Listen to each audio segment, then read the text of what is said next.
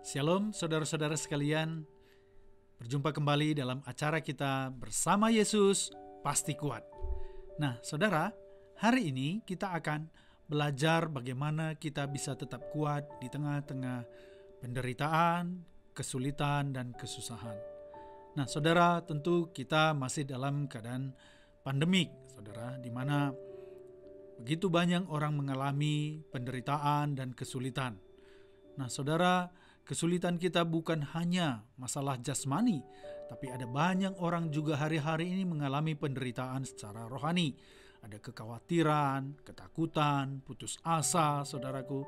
Ada orang-orang yang kehilangan orang-orang yang mereka cintai, orang-orang yang mereka kasihi. Nah, bagaimana kita bisa tetap kuat, tetap bertahan di dalam penderitaan dan kesulitan seperti ini? Kita tetap percaya bahwa firman Tuhan adalah jawaban dalam kehidupan kita.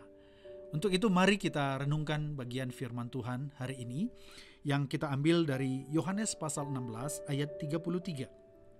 Yesus berkata, "Semuanya itu kukatakan kepadamu, supaya kamu beroleh damai sejahtera dalam aku. Dalam dunia kamu menderita penganiayaan, tetapi kuatkanlah hatimu, aku telah mengalahkan dunia." Saudara, ayat ini sungguh luar biasa. Nah, kita melihat, saudara, Yesus mengatakan kepada kita bahwa di tengah-tengah dunia ini, siapapun kita, ya, baik orang yang tidak percaya maupun orang percaya sekalipun, bisa mengalami yang namanya penderitaan, penganiayaan, kesusahan. Apa bedanya, saudara? Tuhan akan membedakan tentunya orang yang belum percaya dan orang yang sudah percaya kepada Dia. Yesus memberikan janji kepada kita lewat firman Tuhan ini, ada 3 hal, saudaraku. Yang pertama, dikatakan tadi bahwa kamu beroleh damai sejahtera dalam aku. Saudara, damai sejahtera adalah satu keadaan hidup yang sungguh sulit didapatkan di dunia ini. Ya, kedamaian, ya, kesejahteraan itu sulit sekali didapatkan. Khususnya, saudaraku, damai yang sejati. Manusia berusaha, saudara, untuk mencari kedamaian dan kesejahteraan. Ya, ada orang yang mengumpulkan benda-benda, mengumpulkan uang, harta untuk dia merasa damai, saudara. Ya, ada orang-orang ya berusaha pergi ke tempat-tempat yang indah, ya, melancong, ya, pergi ke tempat-tempat wisata, saudara, supaya merasakan damai di hatinya. Ya, atau ada juga orang ya membuat makanan, ya, atau mencari makanan di tempat-tempat yang mahal untuk menikmati makanan yang menurut dia itu akan memberikan kepuasan, kedamaian di hatinya, saudaraku. Ya, tetapi yang semua tadi ini hanya memberikan ketenangan, kedamaian, kepuasan sesaat, saudara. Ya, orang pulang dari melancong, saudara, biasanya mereka akan kembali letih dan menghadapi kembali persoalan yang sama. Ya, orang yang tadi makan makanan yang enak, saudaraku, selesai makanan itu, maka rasanya itu sudah tidak lagi terasa. Ya, tinggal kenangan saja, saudara. Tidak ada kepuasan yang sejati, saudara, di dunia ini. Tapi Yesus menjanjikan bahwa kita akan mendapatkan damai sejahtera yang berasal dari sorga, saudara. Ya, damai sejahtera sejati, damai sejahtera yang kuberikan, kata Tuhan, damai sejahtera yang tetap, saudara. Ya, tetapi kuncinya apa? Kata kuncinya di sini adalah kata dalam aku. Saudara, damai sejahtera yang sejati hanya dalam Yesus. Nah, kata dalam aku ini, dalam Yesus ini, saudara, bermakna pasti lebih dalam daripada ya sekedar kata-kata dalam aku. Ya, saudara, kata dalam aku banyak kita jumpai di dalam kitab-kitab Paulus, saudara, menunjukkan bahwa keadaan di mana kita harus ya menyerahkan hidup kita sepenuhnya dan setiap waktu ya, supaya kita bisa mengalami damai sejahtera.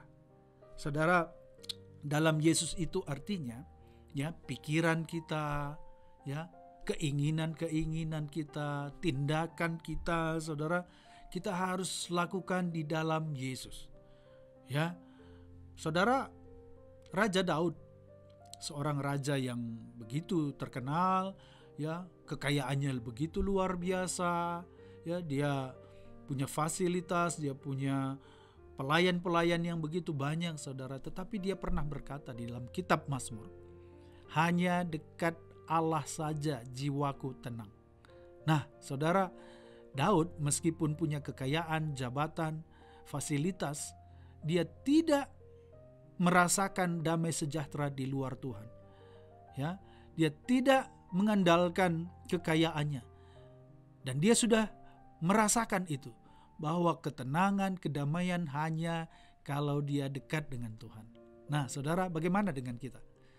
Apakah kita sudah merasakan damai sejahtera yang sejati itu? Nah, kalau belum, saudara, maka mari tinggallah di dalam Yesus. Ya, artinya kita harus betul-betul, ya, melekat dengan Tuhan, intim dengan Tuhan. Berikanlah waktu saudara yang cukup kepada Tuhan. Bangun pagi hari, jangan dulu memikirkan aktivitas yang lain. Duduklah berdiam diri di hadapan Tuhan. Mulailah saudara menyembah Tuhan, memuji Tuhan. Ya, saudara menanti-nantikan Tuhan bicara di hatimu. Tahukah saudara bahwa Roh Kudus sudah diberikan kepada engkau ketika engkau percaya kepada Yesus? Kepada Injilnya, saudara? Nah, saudara, jalan satu-satunya kita bisa merasakan damai sejahtera kalau kita tinggal di dalam Tuhan, saudara. Berikan waktu saudara untuk membaca firman Tuhan dengan rutin. Maka firman Tuhan itu akan memberikan ketenangan jiwamu. Pikiranmu yang tadinya takut, tidak ada pengharapan, putus asa, itu akan digantikan oleh firman Tuhan yang memberikan damai sejahtera. Saudara bisa dengarkan lagu-lagu rohani, baca buku-buku rohani, maka saudara akan mengalami yang namanya damai sejahtera. Lakukanlah sesuatu untuk melakukan kehendak Tuhan, saudara. Bantulah orang-orang yang lagi kesusahan, bantu hamba-hamba Tuhan di perintisan. Saudara, ketika engkau melakukan kehendak Tuhan, ketika engkau memikirkan kehendak Tuhan senantiasa, maka engkau akan mengalami damai sejahtera. Itulah yang disebut dengan di dalam Yesus. Nah, yang kedua, dari ayat 33 tadi, Yesus berkata, tetapi kuatkanlah hatimu, saudara. Ya, jadi untuk kita bisa menerima kekuatan, kemenangan, kita juga perlu, ya, menguatkan hati kita. Kalau Tuhan berkata kuatkanlah hatimu, Tuhan tahu di tengah-tengah penderitaan kadang kita bisa lemah, bukan? Ya, kita bisa kadang tidak melihat jawaban dari persoalan kita. Tetapi Tuhan berkata kuatkanlah hatimu. Nah, saudara, Tuhan tidak juga berkata kuatkanlah fisikmu, tidak, saudara. Kenapa? Karena hati kita ini adalah sumber kehidupan kita. Ya, kitab Amsal berkata bahwa jagalah hatimu dengan segala kewaspadaan, karena dari sanalah terpancar seluruh hidupmu.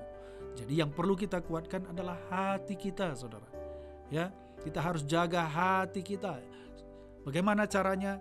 Jangan biarkan, saudara, hati saudara dipenuhi hal-hal yang tidak baik, dipenuhi oleh hal-hal yang membuat hatimu gak sejahtera, ya, atau dosa-dosa, saudara. Contoh sakit hati kah, iri hati kah, ya, saudara, atau juga mungkin kemarahan. Saudara, jaga hatimu, ya, dan juga kuatkan hatimu, ya. Bagaimana caranya, saudara? Tentu sekali lagi, ya, di dalam Tuhan. Ya, kita harus membangun iman kita, otot-otot iman kita, ya, hari lepas hari, supaya nanti ketika masalah datang, saudara bisa tetap tegak bertahan, saudara. Ya, orang yang hari-harinya tidak dipenuhi, tidak belajar, ya, membangun imannya dengan membaca firman, berdoa, begitu masalah datang, mereka tidak kuat. Jadi Ayo, walaupun masalah belum datang, mari bangunlah saudara, rohanimu, kuatkan hatimu. Sehingga ketika masalah datang, penderitaan datang, saudara bisa kuat, saudara. Ya, satu kali waktu Daud pernah juga mengalami, saudara, ya, di mana dia mengalami begitu besar masalah waktu itu, ya, seluruh keluarganya dan keluarga pasukannya itu ditawan, saudara. Dan waktu itu bahkan tentaranya pun sudah menyalahkan dia. Ya, Daud tidak tahu harus berbuat apa lagi. Tetapi firman Tuhan katakan, kemudian Daud menguatkan hatinya, saudara. Ya, Ayub pernah mengalami penderitaan yang begitu berat. Ya, di mana anaknya meninggal, ya, hartanya habis, dia mengalami sakit penyakit yang tidak sembuh-sembuh, saudara, dari ujung rambut sampai ujung kaki. Bahkan istrinya pun menyalahkan dia, ya, menyuruh dia mengutuki Tuhannya. Tetapi apa yang Ayub lakukan? Dia menguatkan hatinya, saudara. Dia mengingat janji Tuhan. Nah, saudara, simpanlah janji-janji Tuhan dalam hidupmu. Tentu dari kita rutin membaca firman Tuhan, sehingga waktu ada penderitaan kita tetap kuat. Jadi saudara yang hari ini mungkin kau sedang lemah karena mungkin ada sakit penyakit, ya, atau mungkin saudara mengalami kesulitan ekonomi, ayo kuatkan hatimu, ya, cari Tuhan, ya, lebih banyak berdoa, lebih banyak baca firman, saudara, nanti saudara akan mengalami kekuatan dari Tuhan. Yang ketiga dan yang terakhir, saudara, Yesus berkata, aku telah mengalahkan dunia, saudara. Inilah alasan kenapa kita juga bisa kuat, saudara. Karena kita tahu bahwa Yesus Tuhan kita, ya, Yesus sahabat kita itu sudah mengalahkan dunia, saudara. Ya, Yesus di kayu salib 2000 tahun yang lalu berkata sudah selesai. Ya, dia sudah mengalahkan maut, dia sudah mengalahkan dosa, dia sudah mengalahkan setan dan iblis, dia sudah mengalahkan dunia ini, saudara. Dan kitab 1 Yohanes berkata bahwa siapakah yang mengalahkan dunia ini? Orang-orang yang percaya kepada anak Allah yang sudah mengalahkan dunia. Ya, artinya saudara, Yesus sudah menang di kayu salib, mengalahkan dunia, mengalahkan setan dan iblis, mengalahkan dosa. Dan ketika kita percaya kepada Yesus, kita terima Roh-Nya yang kudus di dalam hati kita, maka sekarang kemenangan itu sudah kita bawa di dalam diri kita. Ada kekuatan, saudara, ada kuasa di dalam diri saudara, ya. Ada hikmat yang Tuhan akan berikan untuk mengatasi masalah saudara. Ada damai sejahtera, sukacita yang baru di dalam Yesus, saudara. Ya, ini pengharapan kita. Yesus sudah mengalahkan dunia. Ya, saudara, kita adalah orang-orang lebih dari pemenang, kata firman Tuhan. Ya, Yesus sudah mengalahkan setan, iblis, dosa di kayu salib, dan sekarang kemenangan itu menjadi milik kita. Jadi saudaraku, ini adalah kekuatan kita di hari-hari ini.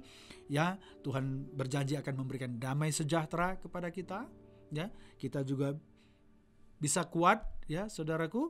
Kemudian yang terakhir, kita bisa mengalahkan dunia bersama dengan Yesus, di dalam Yesus.